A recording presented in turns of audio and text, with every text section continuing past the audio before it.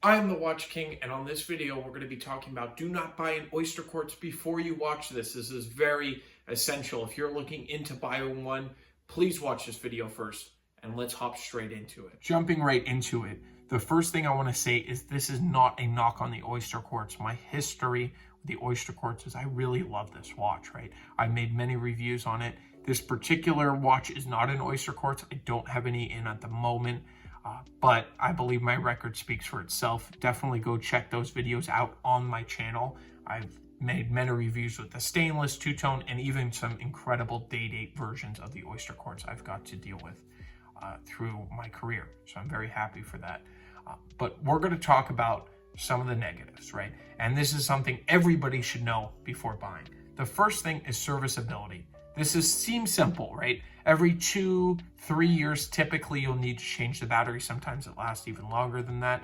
And it's a pretty big battery, nothing crazy. It's not like a whatever. You go to a special watchmaker, make sure they pressure test the watch after. That's a big key. Don't go to the cheapest watchmaker. Go to the one that's skilled, that's not going to scratch up your movement, all that. Because it's not just a basic quartz movement. It's got jewels, I believe 11 jewels in there, and it's got a motor and everything.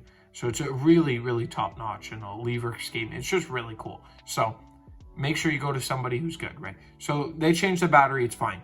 But if they change the battery and it's still not running, that means it's probably the motor. Now the motor is something where it's a part and you just can't get it, right? I mean, it's not like getting a 1601 and it stopped working. Every watchmaker under the sun typically has the parts to fix that, right? From over time, over servicing, and just they can get access to those parts through eBay, wherever the case may be, they can get it, right? With the motor, nobody has these parts, right?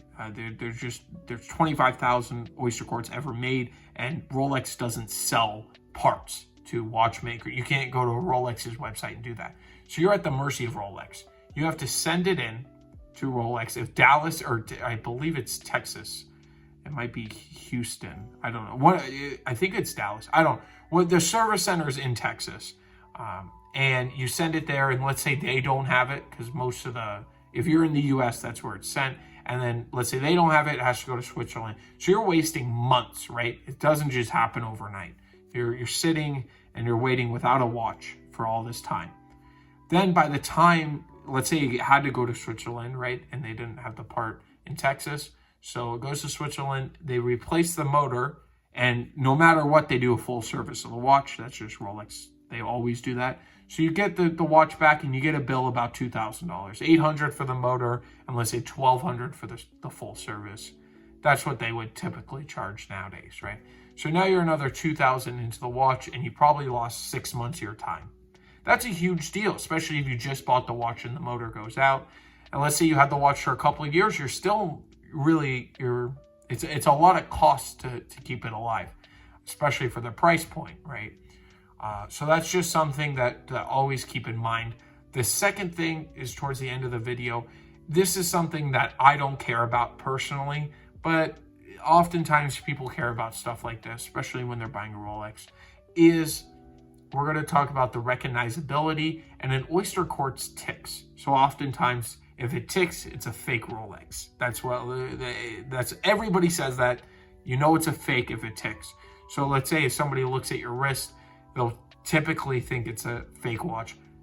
I don't care about that. I prefer if people think my watch is fake, because then I'm not going to get robbed. I think about stuff like that instead of trying to impress others personally. But if you're the type of guy who wants to go, and there's nothing wrong with that, wants to go to a nice restaurant and with a date or whatever, and them recognize that watch, oftentimes it's different shape and all that, you won't get that recognition. So that's something I don't care about. I would love to know your opinions in the comments. Do you want people to say, hey, that's a cool date just, or whatever the case may be, or a cool Rolex, typically people would say? Or do you like something a little bit off the beaten path, and something like this where people won't recognize it as much? It's still very flashy, don't get me, especially the two-tone version. So let me know in the comments down below. But that's it, right? Essentially, if you don't care about the servicing and losing the watch for that amount of time, and the cost of it, you're still getting a steal. I think these are way undervalued. The actual Oyster Quartz is way, way undervalued to where it should be compared to other special Rolexes. So I would love to know your opinions, again, down in the comments. Are you an Oyster Quartz fan, or would you rather just get a 1601 two-tone or stainless or whatever the case may be? I'll be definitely searching in there. If you're curious or looking for any vintage watches, my eBay is down below, or you can reach out directly through email to me. So I want to thank you all for watching, and I will catch you in the next one. Have a great day.